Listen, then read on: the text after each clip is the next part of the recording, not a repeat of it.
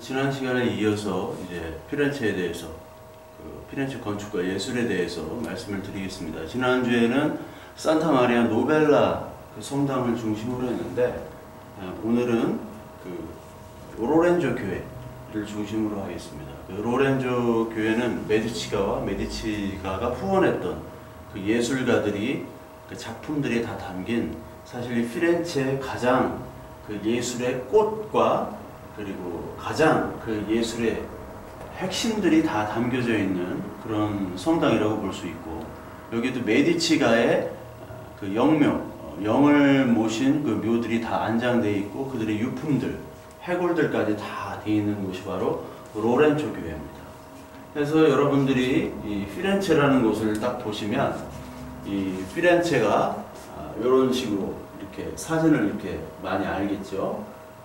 이 피렌체라는 것이 이 산타 마리아 델 피오레라는 성당이 요 가장 중심에 있고, 여기에는 이 지오토의 종탑이 있습니다. 이게 이제 피렌체의 사진으로 우리가 많이 알게 되는 사진이죠. 그래서 피렌체가 이런 모습입니다. 굉장히 아름다운 그런 도시죠. 르네상스의 꽃, 플로렌스라고 하는 꽃의 도시라고 불리는 곳이 바로 피렌체입니다. 그래서 이 피렌체가 지난주에는 산타 마리아 노벨라 성당을 중심으로 했는데, 진짜 피렌체를 가봐야 될 곳은 바로 여기 산 로렌초 교회입니다. 산 로렌초 교회. 요 겉모습을 미켈란젤로 완성을 하지 못했습니다. 그리고 대리석 사기를 맞았다는 설도 있고, 또 그 당시에 메디치가의 어떤 사정 때문에, 특히 레오 10세에 의한 재정난이 또 하나의 컸죠. 레오 10세는 미켈란젤로와 거의 같이 이렇게 자라다시피 했고, 나이도 똑같습니다. 여기서 이제 같이 자랐어요. 레오 10세. 교황이 됐던 레오 10세. 레오 10세는 이제 조바니 데 메디치인데, 이 사람이 사치와 낭비력이 있어가지고, 교황 청의 재정을 거의 탕진하다시피 했습니다. 여러분들이 유명한 종교개혁의 바름지를 되게 만들었던 인물이 바로 레오 10세입니다. 면제부를 판매했던 인물이 바로 메디치가의 조바니 데 메디치, 그리고 미켈란젤로의 동역자였던, 같이 신플라톤주의를 공부하면서 자란 인물이 바로 레오 10세예요. 그래서 레오 10세 재정난 때문에 요거를 다 완성을 못했죠. 그래서 이것만 보면 이게 성당, 이게 왜 이래, 이거 교회가 이 정도는 돼야 될 거 아니야. 그런데 사실 여기에는 사실 그게 볼 게 없어요. 솔직한 얘기로.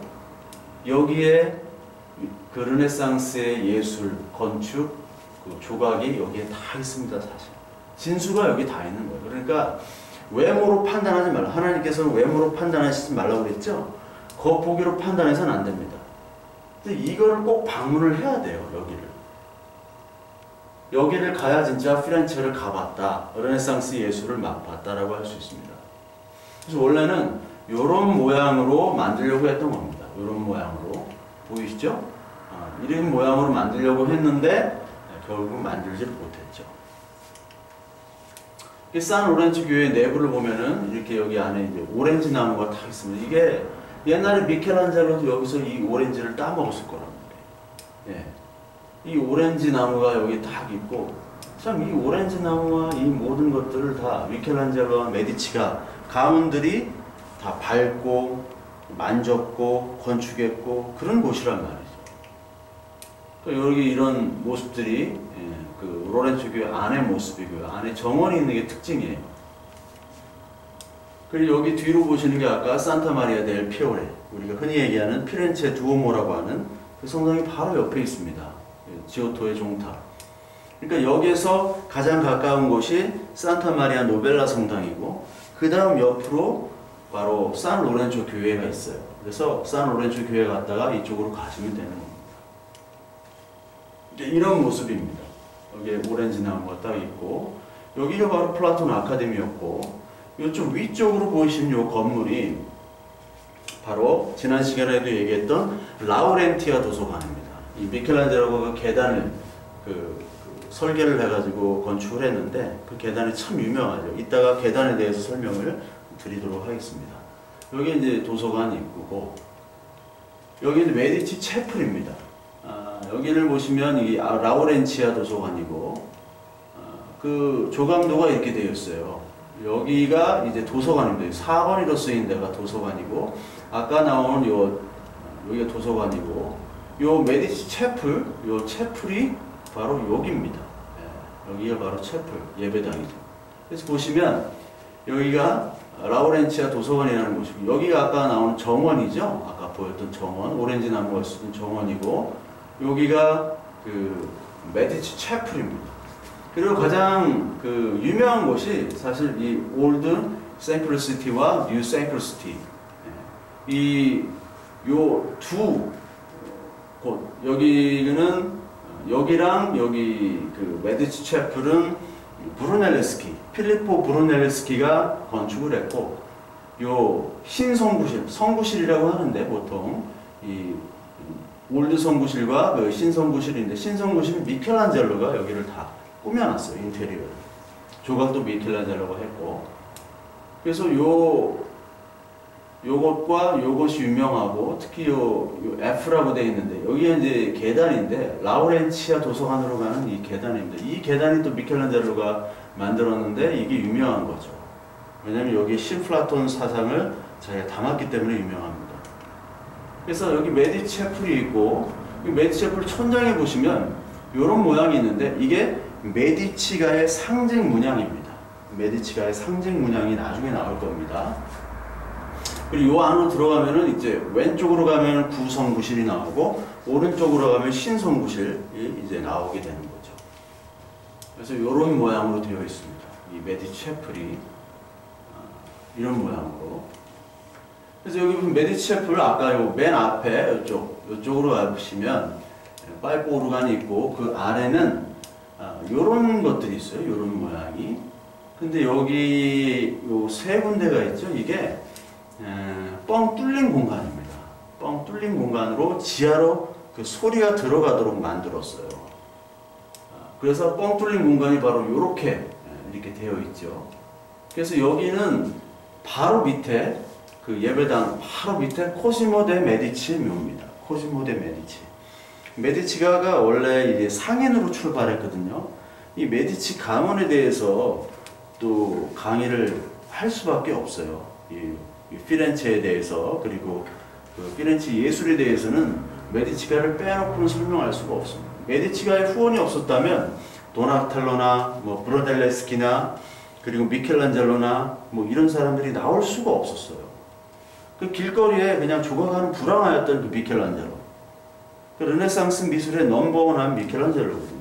무조건 천재, 넘버원입니다. 그 넘버원인 미켈란젤로가 이 메디치가의 후원이 없었다면 그냥 불황으로 그냥 쓸쓸히 이름도 없이 그냥 사라질 인물이었는데, 메디치가가 데려와서 철학을 가르치고 교육시키고 조각을 후원해주고 그림을 후원해줬던 그 가문이 메디치가였습니다. 원래 상인이었는데 조바니 데 메디치에 의해서, 그리고 그 아들 이제 코시모 데 메디치, 코시모 데 메디치 때 이제 확 이 피렌체를 이제 거의 점령하다시피 하죠. 그 코시모 데 메디치의 아들이 바로 피에로 데 메디치라는 사람인데, 피에로 데 메디치는 몇 년 살다가 죽었어요. 병하게 해가지고. 되게 능력이 있는 사람이었고 외교적으로는 뛰어난 사람이었는데 죽었고, 그 다음에 나온 인물이 로렌조 데 메디치라는 인물이 나옵니다. 이 위대한 메디치, 일 마그나피코라고 얘기하는데 이탈리 말로, 그 위대한 메디치, 로렌조 메디치 때 이제 가장 그 르네상스 전성기면서 피렌체의 전성기이자 메디치가의 전성기가 나오죠. 여기 이제 메디치가의 문양이 또 여기 또 있고요. 그러니까 죽어서까지 그 예배, 캐톨릭으로 말하면 미사죠. 미사의 소리를 들으려고 했던 거예요. 그 옆에 이 도나텔로의 무덤입니다. 도나텔로라는 사람은 이 아까 여기 말한 코시모 데 메디치, 코시모 데 메디치와 정말 친했고, 코시모 데 메디치가 가장 아꼈던 그런 조각가예요. 도나텔로. 이 도나텔로는 1386년도에 태어난 인물인데, 이 도나텔로의 작품을 보시면 이런 청동 설교단이 있습니다. 위로 올렸어요. 이게 양쪽 마주보는 게 있는데 양쪽 두 개가 있습니다. 이 설교단. 이게 예수 그리스도의 고난과 부활에 대해서 이 청동 작품을 만들었어요. 천재적인 그 조각가입니다. 제가 또 좋아하는 이 도나텔로의 막달라 마리아 상이고요. 여기는 이제 다윗상입니다. 이 막달라 마리아 작품을 한번 보시면 이게 14세기에 나올 수 있는 15세기 초반에 나올 수 있는 그런 작품이 아니에요. 어떤 이 모습이나 이 표현 방법이 굉장히 현대적이고 초현실적인 것까지 담는 그런 작품이 바로 도나텔로의 작품입니다. 이 다윗상, 미켈란젤로의 다윗상하고도 좀 비교가 되죠. 좀 작지만 미켈란젤로의 다윗상은 엄청나게 큽니다. 그 아카데미 박물관에 진품이 있고 그 가품은 그 시노리아 광장이라고 있어요. 피렌체 가면 시노리아 광장. 그 광장에 그 가품이 있죠. 굉장히 큰 석상입니다. 다비드상. 미켈란젤로 하면 뭐 여러 가지 작품 중에 다비드상이 딱 떠오르잖아요. 뭐 피에타도 있지만. 도나텔로는 가장 가까웠던 사람이 코시모 데 메디치예요. 코시모 데 메디치 아까요. 요 코시모 데 메디치와 함께 옆에 묻어달라고 했고 코시모 데 메디치도 도나텔로와 함께 묻기를 원했어요. 그래서 여기에 무덤이 있는 겁니다. 도나텔로가 예술가의 무덤이 그 상인 거부에 같이 있는 거예요. 그러니까 이 메디치가는 그 당시에 상인이지만 이제 상인 귀족이 됐죠. 근데 그 당시에 전통적인 귀족들은 상인 귀족을 상인 귀족으로 인정을 안 했어요. 근데 그 상인들이 자기들이 이제 거부가 됐지만 이런 예술가들을 어떤 진짜 장인과 어떤 동반자, 동역자로 취급을 한 거죠. 그러니까 예전에 중세, 그 전까지는 이제 중세라고 불렸잖아요. 이 당시도 초기 르네상스지만 뭐 브루넬레스키나 뭐 마사초나 도나텔로나 초기 르네상스인데 그 전까지는 중세 미술은 어떠냐면 어떤 작가의 이름이 거기 써 있진 않죠. 작가의 이름보다 사람보다 신, 하나님에 대한 것만 중요시 여겼기 때문에 누가 만들었고 누가 그렸고 하는 건 중요한 게 아니에요. 오직 하나님만 나타내는 게 중요한 거죠. 그때 이 메디치가가 이 작가들을 혼이 담긴 예술가로 인정해주기 시작한 것이 바로 메디치가예요. 그래서 직접 이 도나텔로를 같이 묻기까지 했잖아요.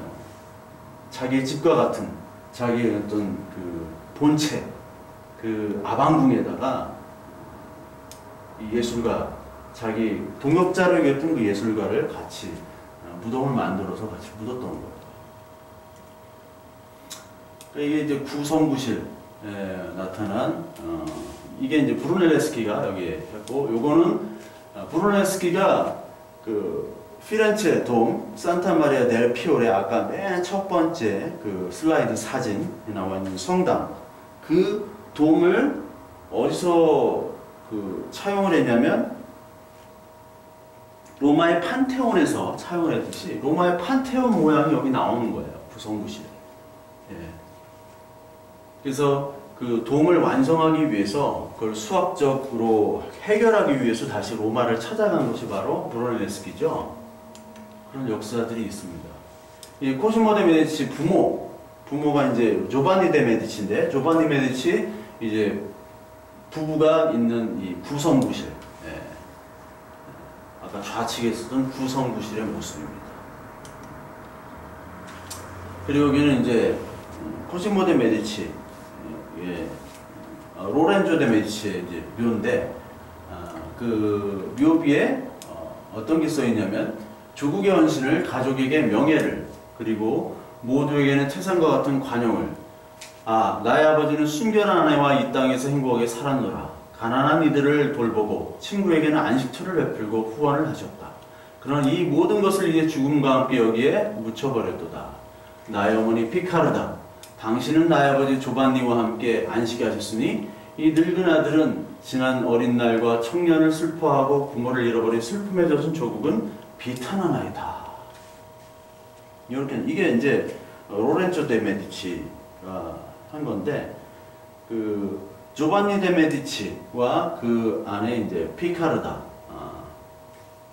그리고 그 코스모 데 메디치가 여기 이제 묻힌 거죠. 그러니까 이제 자기 아버지와 그 어머니를 그리면서 자기 조국까지도 보면서 이제 얘기를 하면 그런 그 유언 비슷한 그 묘비가 있는 거죠.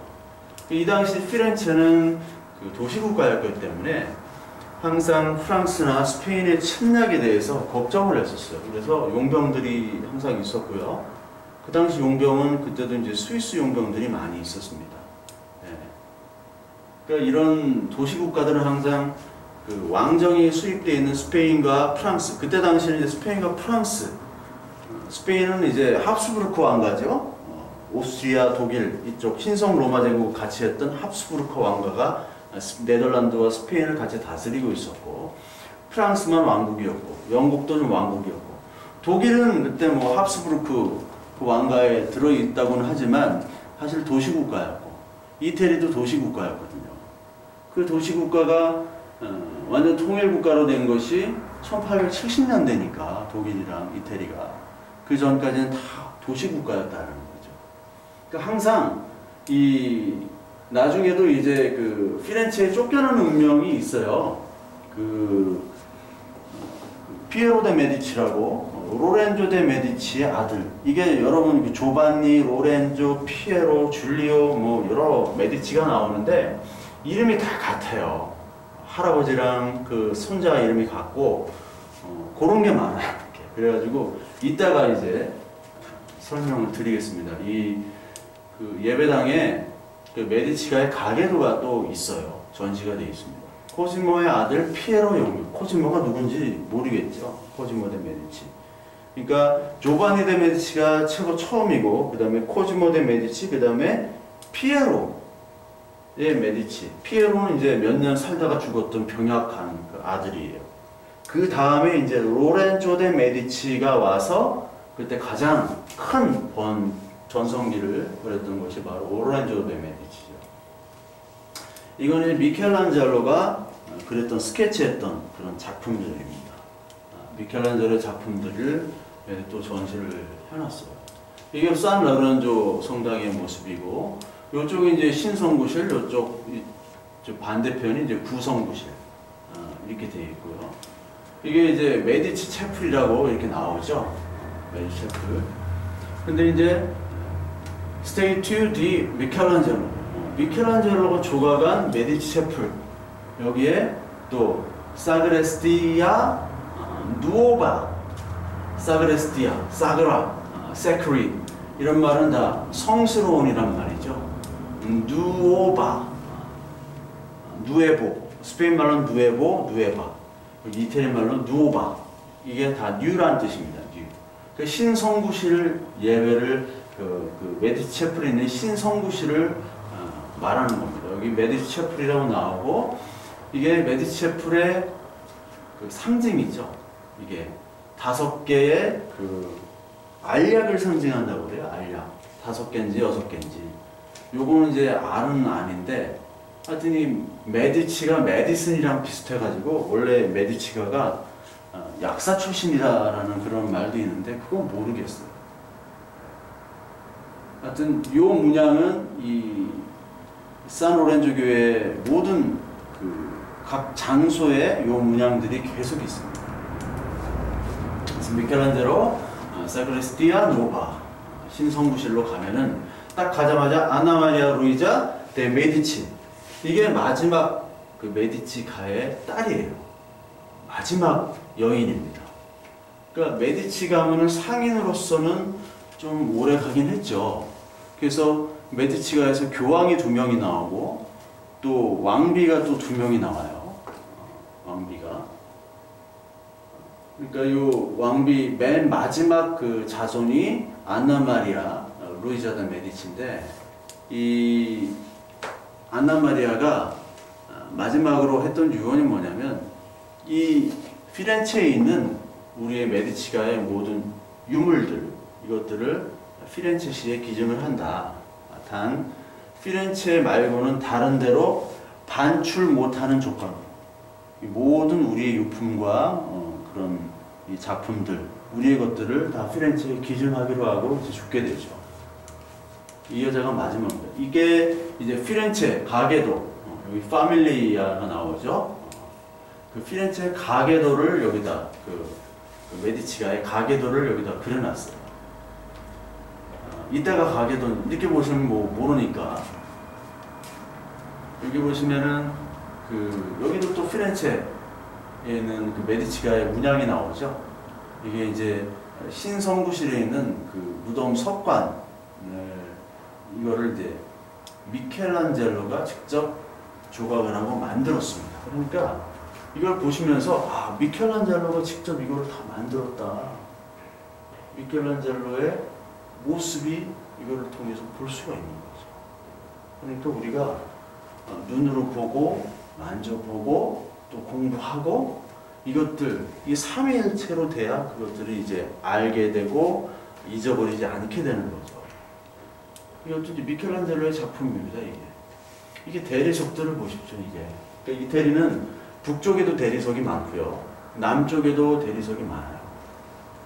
그래서 북쪽에 대리석이 많은 지역들, 그리고 남쪽에 대리석이 풍부하기 때문에 이게 다 색으로 만들어진 대리석이에요. 뭐 물감을 넣은 게 아니라. 그러니까 대리석이 참 흔합니다. 이태리 가보면 특히 남쪽은 정말 흔한 것 같아요. 대리석이. 이걸 미켈란젤로는 신성구실 만들었고, 신성구실 그 위에 천장의 모양입니다. 이 성경의 그림들을 그렸지만 이 성경의 그림들과 더불어 이 신플라톤주의를 좀 나타냈죠. 여기도 이제 어떻게 보면 이 돔의 위에 그 빛이 나오도록 하는, 어떻게 보면은 그 판테온적인 그런 느낌이 좀 나죠. 이런 모양으로 이제 신성구실이 되어 있고, 그 아래 미켈란젤로의 조각 작품 중에 가장 유명한, 그러나 우리나라 사람들에게는 가장 잘 알려지지 않은 조각상이 있습니다. 이런 것들이 있어요. 그러니까 여기를 보시면 아까 이건 우르비노 공작이라고 여기 나오는데, 우르비노 공작. 우르비노 공작이 누구냐? 여기 제가 되게 어렵게 설명을 했는데, 로렌조 데 메디치. 그러니까 이제 위대한 로렌조예요. 로렌조 데 메디치가 많으니까. 위대한 로렌조 데 메디치의 손자, 즉 조반니 데 메디치가 바로 레오 10세 교황이 되는데, 레오 10세의 형 피에르의 아들, 피에르가 죽고 그 아들을 우르비노 공작으로 이렇게 만들고, 왜? 이름이 같으니까. 로렌조, 위대한 로렌조 데 메디치와 손자가 이제 같으니까 이름이 우르비노 공작으로 얘기를 하고, 그 레오 10세가 로마 교황청이 있을 때 근위대장 같은 거를 이렇게 만들어줬어요. 그 작품이 바로 여기 나오는 이제 작품입니다. 우르비노 공작. 그리고 이 남자와 여자. 여자는 밤을 상징하고 남자는 낮을 상징하는, 밤과 낮, 빛과 어둠, 이런 것을 통해서 빛의 진리와 낮의 어둠과 비진리를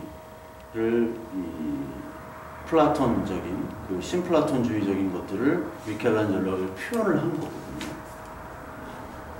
이렇게 나오고, 그 다음에 반대편은 이 사람이 나옵니다.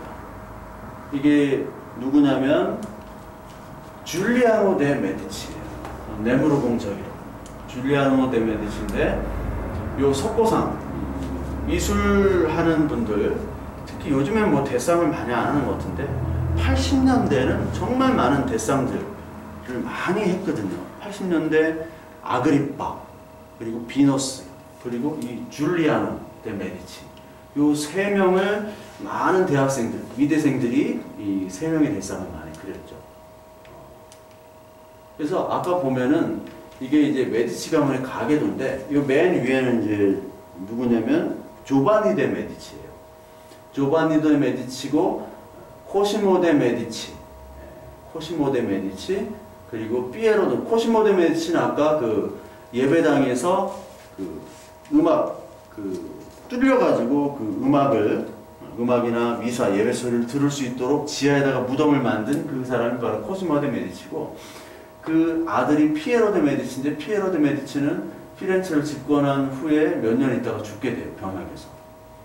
그래서 그 피에로 데 메디치의 아들이 줄리아노 메디치, 그리고 비앙카 난니아, 그리고 로렌초 일 마니피코, 이 사람이 위대한 로렌초, 이때가 이제 최전성기입니다. 로렌조 데 메디치. 근데 이 로렌조 데 메디치가 1492년에 죽어요. 1492년은 정말로 그 서양 역사에서는 중요한 해입니다.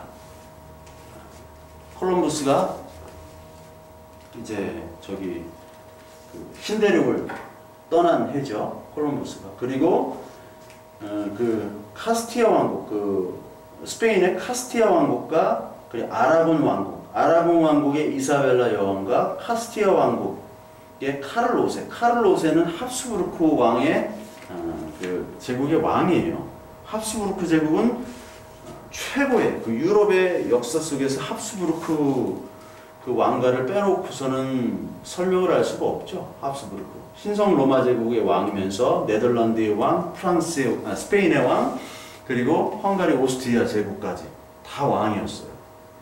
그러니까 전 유럽을 통치했던 왕이 합스부르크 왕이죠.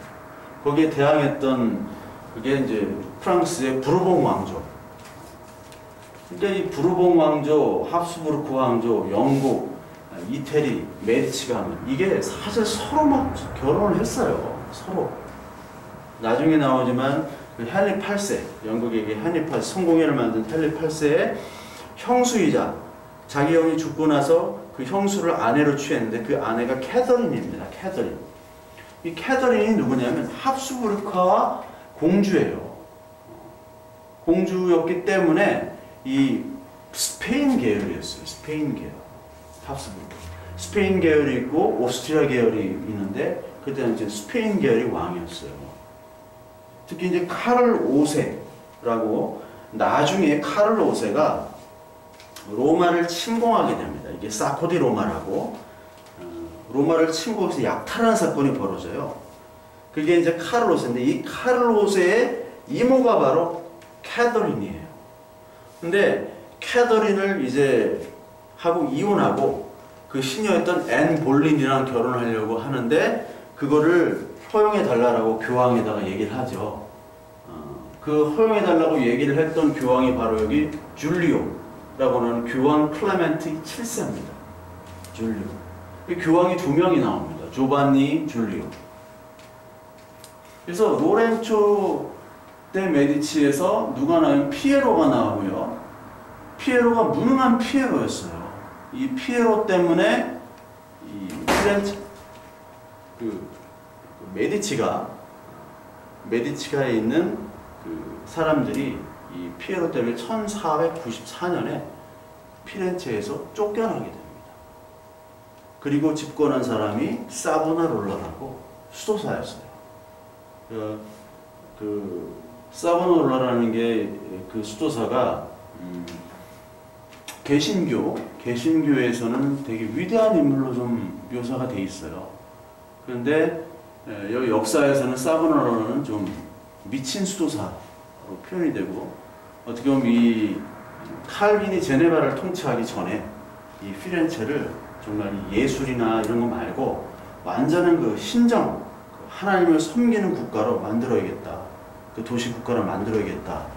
라고 그 사명에 불타올랐던 인물이 사보나롤라입니다. 결국 사보나롤라는 나중에 이제 화형에 처해지게 되죠. 그래서 1494년 이후에 이제 피렌체의 메디치 가문이 쫓겨난 다음에 1512년에 돼서야 피렌체로 이제 메디치 가문이 복귀를 할 수 있어요.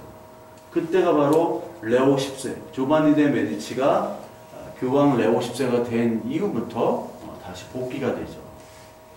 요건 이제 나중에 좀 설명을 드립니다. 요 역사를 알아야지, 그 역사와 요 계보도를 알아야지 그 산 로렌초 교회를 좀 더 잘 볼 수가 있어요. 헷갈리거든요. 이게 똑같은 이름이 많기 때문에 줄리아노, 줄리오, 그리고 피에로, 또 피에로가 여기 또 있죠. 조반니 뭐 너무 많기 때문에 그래서 이 메디치 가문의 역사는 좀 나중에 또 알아봐야 됩니다. 이건 이제 그 신성부실에 있는 그 여인의 모습이고 남자의 모습. 미켈란젤로가 다 이걸 조각을 했던 거예요. 그래서 미켈란젤로가 또 조각을 한 작품이 여기 신성부실에 있는데 이 가운데에는 작품만 미켈란젤로가 했고 요 양쪽은 미켈란젤로 후대 제자들이 했다고 이렇게 전해집니다. 그래서 수호 성인, 이 로마 캐톨릭은 이제 성인들이 많잖아요. 그래서 이 메디치가를 수호해준 성인을 또 이렇게 표현했어요. 코스마스와 다미안이래요. 이렇게. 이게 이제 저기 미켈란젤로가 스케치했던 작품들입니다. 이것들을 또 전시를 해놨어요. 이게 미켈란젤로가 직접 스케치를 한 겁니다. 그걸 다 이제 메디치 가문이 다 보존을 한 거죠. 그리고 이제 다음에 이제 라우렌치아 도서관, 위층으로 올라가서 라우렌치아 도서관. 여기는 햇빛이 이렇게 있죠. 여기 쫙 비치고. 스테인글라스를 통해서 아까 이것이 바로 여기입니다. 어두울 때 이렇게 나왔고. 이게 아까 나왔던 요것이 바로 위로 올라가면은 아까 나왔던 여기가 등장하고요. 요 아래는 이렇게 되어 있습니다. 근데 아래에 보면은 뭐 창들이 좀 있는데 이거는 창문이 없어요. 창문이 없고 실제로 여기는 굉장히 어둡습니다. 여기도 굉장히 어두운 컬러로 이렇게 표현을 했죠. 근데 이 신플라톤주의는 예전에 제가 설명했듯이 유출에 의한 그 진리를 얘기하죠. 그래서 누스, 그 영혼의 하나님의 그 빛의 지식들이 이렇게 흘러 넘쳐가지고 밑으로 퍼져나간 것을 바로 신플라톤주의라고 얘기를 해요. 그래서 이 계단을 보십시오. 그게 어떻게 보면 용암이 이렇게 흘러내리는 것처럼 위에서 뭔가 이렇게 내려져서 이게 사방으로 퍼지죠. 요 가운데 좌우로 이게 퍼지는 것이 나와요. 이게 무슨 상징하냐면 이 빛들이 요 위에서부터 흘러내려서 이 땅으로 내려온다는 걸 표현하는 것이고, 동시에 이 땅에서 위 땅의 어둠들, 창이 없는 이 빛이 없는 공간에서 위로 올라가야지만이 하나님의 빛을 바라볼 수 있다는 거예요. 이 플라톤의 동굴의 비유 있죠? 동굴의 비유. 그러니까 이 땅은 부분은 동굴인 거예요. 동굴에 지금 빛이 여기 한 줄기 들어오는 겁니다. 진리의 빛이. 그러니까 하나님의 지식이 그 섭리가 유출이 되어가지고 이 땅까지 흘러내리는 거죠. 그걸 유출이라고 해요. 그 신플라톤주의에 대한 것들을 이 건축과 이 인테리어를 통해서 설명을 하고 있는 거죠. 그러니까 이렇게 되어 있습니다. 요 나무나 이런 것도 미켈란젤로가 다 그 디자인을 한 겁니다. 설계를 다 하고 요런 부분도요. 미켈란젤로의 영혼과 미켈란젤로의 그 정신이 담겨 있는 거예요. 저 작품들이 그 예전에 그 얼마나 가치가 있는 거예요. 가까이서 볼 수 있고 만질 수 있는 최고의 그 미켈란젤로와 그 예술품들, 그리고 그 위대한 작가 예술가들이 총 집합을 해서 압축이 되어 있는 그런 장소가 바로 산 로렌초교회입니다. 그 라우렌치아 도서관에 들어가면 여기는 들어갈 수 없는 곳인데 이런 도서관 장소가 나오죠. 그 당시에 도서관을 가진다는 것은 그 이웃에 볼리오나라는 도시에 대학이 있었지만 피렌체는 대학이 없거든요. 지금도 없어요. 볼리오나는 대학이 있지만, 근데 대학이 없음에도 불구하고 이 피렌체는 이 메디치가가 운영하는 플라톤 아카데미, 그리고 예술 때문에 대학이 없어도 되는 거예요. 아니 대학 나온 사람보다 미켈란젤로가 더 뛰어난데요. 예술 철학적으로 천재인데 대학을 나올 필요가 없죠. 여기가 그 도서관의 모습입니다. 도서관 입구, 여기 계단, 아까 그 계단이고요. 여기로 올라오고 아까 여기 2번이 바로 여기입니다. 그리고 여기가 빛이 나오는 장소고, 여기는 어두웠던 창문이 없는 요 계단이고요. 메디치 가문 여기 또 나오죠. 조바니 데 메디치, 코시모 데 메디치, 피에로 데 메디치는 일찍 죽었고요. 조바니 데 메디치, 이 조바니 데 메디치 이제 형제고, 위대한 로렌조 데 메디치. 로렌조 데 메디치는 그렇게 잘생긴 인물이 아니었어요. 근데 줄리아노 데 메디치가 죽게 되죠. 그 피치 가문이라는 그 라이벌, 그 피렌체의 가문이 있었는데, 피치 가문의 습격을 받고 줄리아노 데 메디치가 죽습니다. 이 줄리아노 데 메디치가 굉장히 그 잘생겼던, 아까 석고상, 굉장히 미남이었던 그 석고상의 주인공이 바로 줄리아노 데 메디치였고, 이 줄리아노 데 메디치의, 그러니까 결혼 안 하고 그 낳은 아들이 있어요. 결혼 안 하고 총각 때 낳은 아들. 그 아들을 이 로렌조 데 메디치가 자기 양자로 들입니다. 조카를. 양자로 들인 인물이 나중에 클레멘스 7세라는 교황이 되고요. 로렌조 데 메디치의 둘째 아들이 바로 조바니 데 메디치인데, 그 조바니 데 메디치가 레오 10세가 되는 거예요. 조바니 데 메디치가 이제 레오 10세인데, 조바니 데 메디치와 미켈란젤로가 나이가 같아요. 1475년에 똑같이 태어납니다. 미켈란젤로가. 그러니까 미켈란젤로는 1564년에 죽었으니까 90살을 살았어요. 미켈란젤로는. 그런데 이 레오 10세는 좀 단명을 한 편이었죠. 1521년에 죽었으니까. 그러니까 나중에 교황이 되는 이 레오 10세 조바니 데 메디치와, 그리고 줄리오 데 메디치, 줄리아노 데 메디치의 아들인 줄리오 데 메디치, 나중에 클레멘스 7세가 되는 이 사람들과 같이 밥 먹고 같이 공부하고 놀고 딱지치기 하고 막 구슬치기 하고 놀았던 인물이 바로 미켈란젤로예요. 여기 가계도가 또 있죠. 여기 또 나옵니다. 그러니까 이거를 공부하셔야 돼. 이게 없으면은 이 산로렌조 교회를 돌아다닐 수가 없습니다. 산로렌조 교회. 여기도 또 이 문양이 있죠. 이 문양을 이제 기억하실 거예요. 이 문양이 이 메디치 가문의 문양. 자, 여기 안에도 이렇게 있고요. 메디치 가문 문양이. 이거는 이제 조바니 데 메디치와 그 어머니의 석관, 그리고 영묘, 진짜 묘는 아니고 영을 모신 묘. 이게 이제 신성구실입니다. 미켈란젤로가 여기를 다 했고, 요 앞에도 똑같이 메디치가의 문양이 있죠. 이 메디치가 문양들이 계속 여기 다 있어요. 심지어 여기 천장에도 있습니다. 천장은 아까 메디치 채플이라고 처음에 보여줬던 그 채플에 나와 있는 천장에 또 이렇게 있습니다. 메디치 문양이.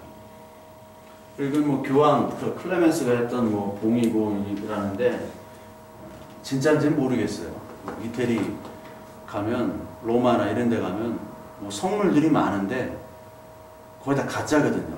뭐 베드로가 묶였던 사슬, 쇠사슬이 있다고 그러고, 뭐 예수님 뭐 사용했던 뭐 면류관, 뭐 가시 쪼가리가 있다고 하고, 그런 것들이 참 많은데 그런 걸 전시해놨는데 그걸 믿을 수가 없어요. 이태리 사람들이 좀 사기도 있을 뿐만 아니라 그런 성물이라는 것 자체가 어디서부터 유래했는지를 모르거든요. 그러니까 그런 건 중요하지가 않습니다. 왜? 그것들은 다 예수 그리스도 아닌 십자가, 예수 그리스도의 복음 계시가 완성된 후로는 다 필요 없는 껍데기거든요. 예수라는 인물까지도 이제 예수님께서 인간의 몸으로 오셨기 때문에, 인간의 역할을 다 끝나셨기 때문에 예수라는 인물은 뭐 인간적으로는 큰 역사적인 그런 게 없어요. 가치가. 이제 하나님이 되셨고 승천하셨기 때문에 이 땅에서 잠시 사용할 때만 의미가 되셨지, 계시가 완성된 후로는 아무 의미가 없는데, 이 캐톨릭은 아직도 이런 거를 만지면서 이게 성물이라고 하면서 계속해서 이거를 섬기고 있는 거죠. 여기에 다 뼈가 들어있어요. 이 메디치 가문 사람들의 뼈를 다 여기다가 보관해 놨습니다. 징그럽게. 어디 태워버리지. 이거 보면은 참 신기하긴 하죠. 예. 이 성당, 이 교회 자체를 완전히 메디치가 뭐 다 꾸며놨어요. 코시모 데 메디치, 로렌조 데 메디치, 이게 위대한 메디치, 레오 10세, 교황이 됐던 클레멘스 7세.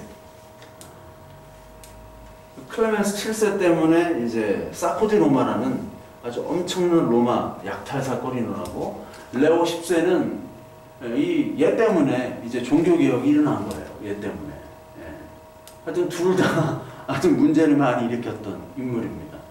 그래서 그 예전에 그 찰턴 헤스턴이 나온 영화가 있어요. 찰턴 헤스턴이 미켈란젤로 역으로 나와가지고 그 제목이 아고니 앤 엑스터시라고 그 고통과 환희라는 영화인데 그 천지창조의 그 시스터나 에베당 그 그림을 그리는 그 고난과 그 환희에 대해서 했는데 별로 연기는 안 좋았어요. 근데 거기에 레오 10세가 항상 나와가지고 막 주문을 하는 거예요. 레오 10세.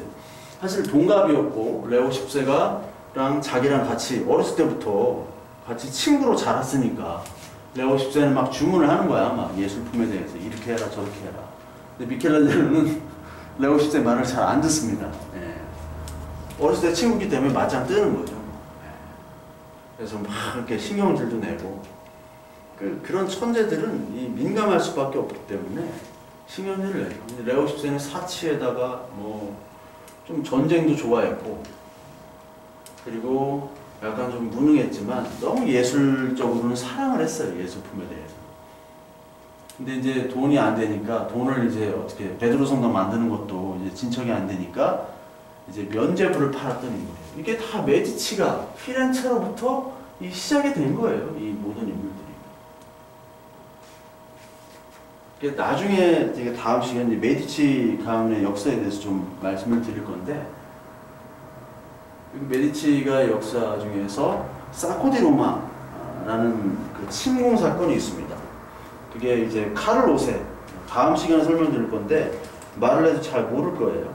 처음 이 역사에 대해서 잘 모르시는 분은 이제 카를 5세가 이제 쳐들어갑니다. 로마로 쳐들어갔을 때 이 클레멘스 7세가 겨우 도망가요.